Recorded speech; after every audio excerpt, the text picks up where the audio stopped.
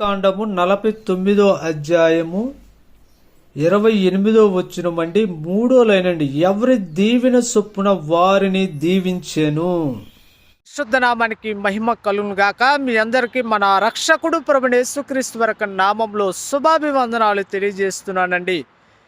నీకు పుట్టిన సంతానము, నీ బిడ్డలకు నువ్వు దీవెనగా మారుతున్నావా లేక శాపముగా మారుతున్నావా? ఒకసారి నువ్వు ఆలోచించు.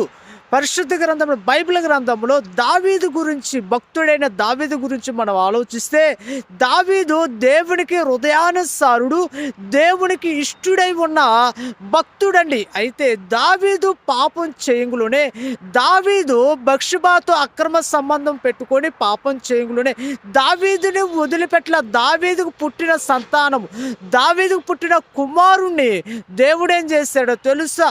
బలియాగంగా చేశాడు, బలి చేశాడు. ప్రియ అక్క చెల్లితమ్ముడా, ఈ మాటలు వింటున్న నువ్వు ఎవరైనా సరే దేవునికి నువ్వు ఇష్టడుగా జీవిస్తున్నావా?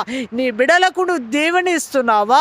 నీ బిడ్డలకు లేక శాపాన్ని అట్టగట్టుతున్నావా? ఒకసారి నువ్వు ఆలోచించు. దేవుని యొక్క దీవెనలు తరతరాలు ఉంటాయండి. 1000 తరాల వరకు దీవెనలు ఉంటాయి, 1000 తరాల వరకు శాపాలు ఉంటాయి. నువ్వు ఏది నీ బిడ్డలకు నువ్వు అందిస్తున్నావు? ఒక్కసారి నువ్వు ఆలోచించు. ఆలోచించి ముందుకు నడువు.